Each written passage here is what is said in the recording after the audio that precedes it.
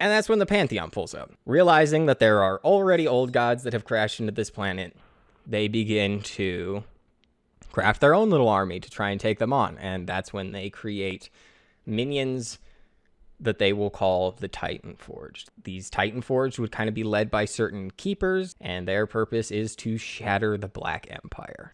They arrive.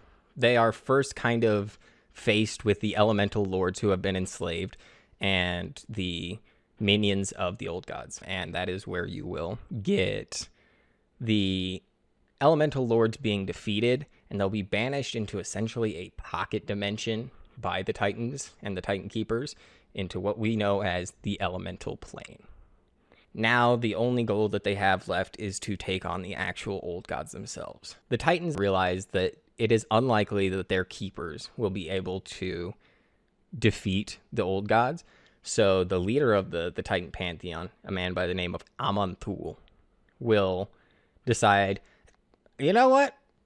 I'm going to just handle it myself. Fine, I'll do it myself, basically. And he sees the kind of the most powerful of these old gods at the time, Y'Shaarj, in the dead center of Kalimdor.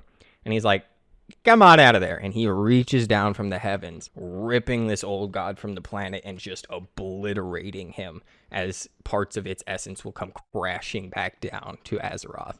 And it will kill Y'Shaarj. The problem is that by ripping these old gods out, they'd already kind of set their roots into the world soul so much that it leaves a massive gash in Azeroth's crust that is just bleeding out this arcane lifeblood.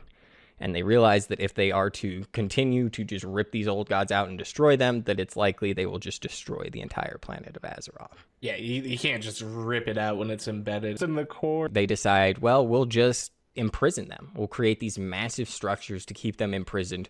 And they do actually manage to imprison all of these old gods in their prisons. They begin to turn their attention towards ordering Azeroth. First course of action for them is that massive wound that Y'Shaarj has it bled out.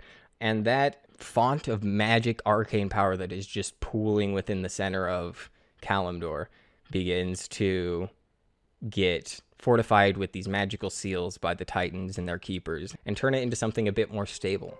And that's actually how you get the Well of Eternity.